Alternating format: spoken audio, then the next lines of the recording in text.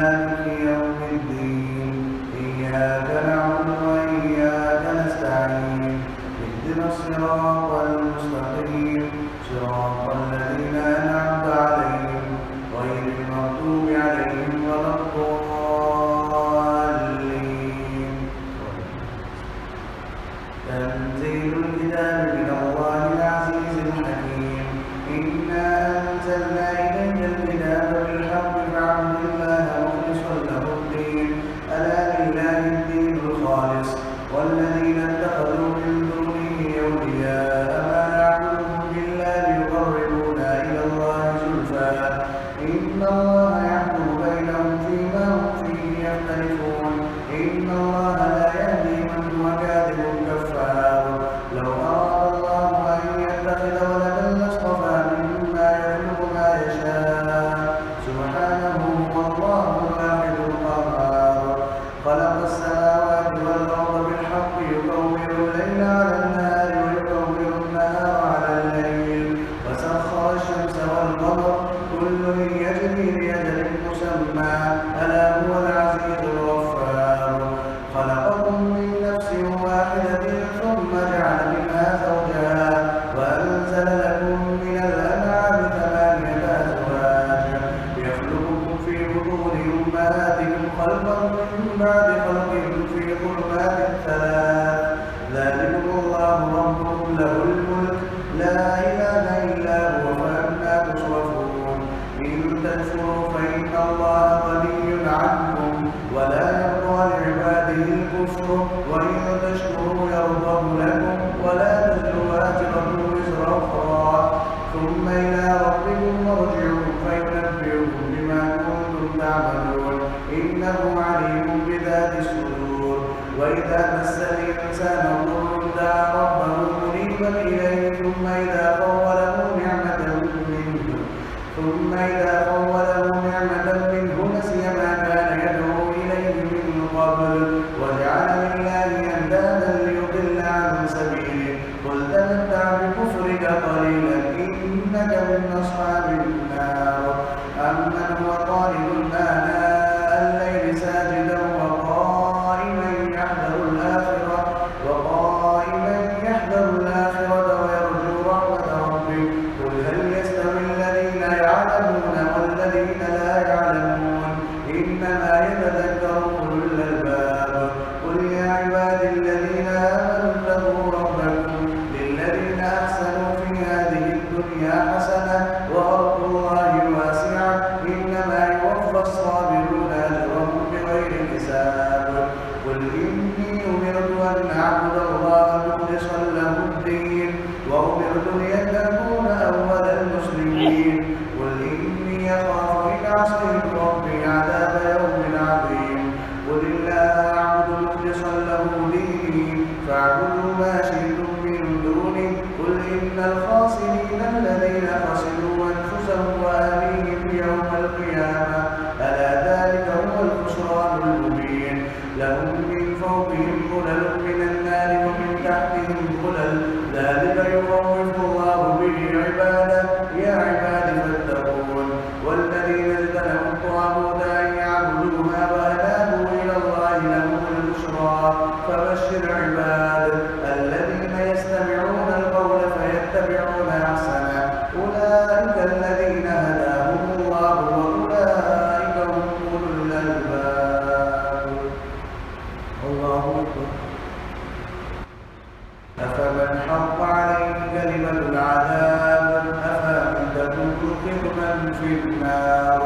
لكن الذين اتقوا ربهم لهم غرف من فوقها غرف مبنية تجري من تحتها الأنهار وعد الله لا يخلف الله الميعاد. ألم تر أن الله أنزل من السماء ماء فسلكه ينابيع في الأرض ثم يخرج به زرعا مختلفا ألوانه ثم يهيج فتراه مصفرا ثم يجعله مطعما إن في ذلك لذكرى لأولي الألباب. أفمن شرح الله صدره للإسلام فهو على نور من ربه فويل للقاسية قلوبهم من ذكر الله أولئك في ضلال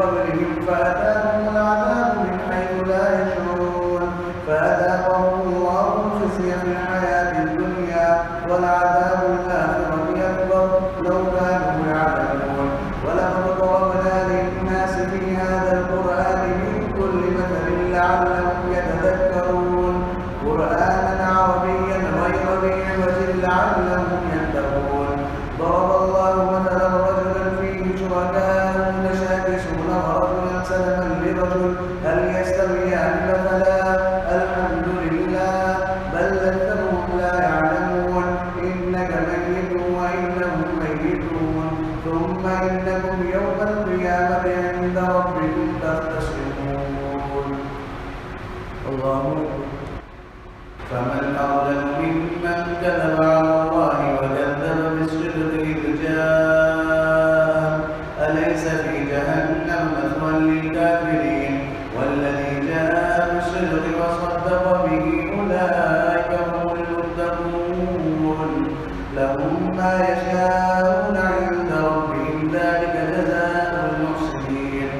ليكفر الله عنهم أسوأ الذي عملوا ويجزيهم أجرهم بأحسن الذي كانوا يعملون أليس الله بكاف عبده ويخوفونك بالذين من دونه ومن يضلل الله فما له من هاد ومن يهد الله فما له من مضل أليس الله بعزيز ذي انتقام ولئن سألتهم من خلق السماوات والأرض ليقولن الله قل أفرأيتم ما تدعون من دون الله إن أرادني الله بضر هل هن كاشفات ضره أو أرادني برحمة هل هن ممسكات رحمتي قل حسبي الله عليه يتوكل المتوكلون قل يا قوم اعملوا على مكانتكم إني عامل فسوف تعلمون من يأتيه عذاب يخزيه ويحل عليه عذاب مقيم إنا أنزلنا عليك الكتاب للناس بالحق فمن اهتدى فلنفسه ومن ضل فإنما يضل عليها وما أنت عليهم بوكيل الله يتوفى الأنفس حين موتها والتي لم تمت في منامها فيمسك الذي قضى عليها الموت ويرسل الأخرى إلى أجل مسمى إن في ذلك لآيات لقوم يتفكرون أم اتخذوا من دون الله شفعاء قل ولو كانوا لا يملكون شيئا ولا يعقلون قل لله الشفاعة جميعا له ملك السماوات والأرض ثم إليه ترجعون وإذا ذكر الله وحده اشمأزت قلوب الذين لا يؤمنون بالآخرة وإذا ذكر الذين من دونه إذا هم يستبشرون قل اللهم فاطر السماوات والأرض عالم الغيب والشهادة أنت تحكم بين عبادك فيما كانوا فيه يختلفون ولو أن للذين ظلموا ما في الأرض جميعا ومثله معه لافتدوا به من سوء العذاب يوم القيامة وبدا لهم من الله ما لم يكونوا يحتسبون وبدا لهم سيئات ما كسبوا وحاق بهم ما كانوا به يستهزئون فإذا مس الإنسان ضر دعانا ثم إذا خولناه نعمة منا قال إنما أوتيته على علم بل هي فتنة ولكن أكثرهم لا يعلمون قد قالها الذين من قبلهم فما أغنى عنهم ما كانوا يكسبون فأصابهم سيئات ما كسبوا والذين ظلموا من هؤلاء سيصيبهم سيئات ما كسبوا وما هم بمعجزين أولم يعلموا أن الله يبسط الرزق لمن يشاء ويقدر إن في ذلك لآيات لقوم يؤمنون الله قل يا عبادي الذين أسرفوا على أنفسهم لا تقنطوا من رحمة الله إن الله يغفر الذنوب جميعا إنه هو الغفور الرحيم وأنيبوا إلى ربكم وأسلموا له من قبل أن يأتيكم العذاب ثم لا تنصرون واتبعوا أحسن ما أنزل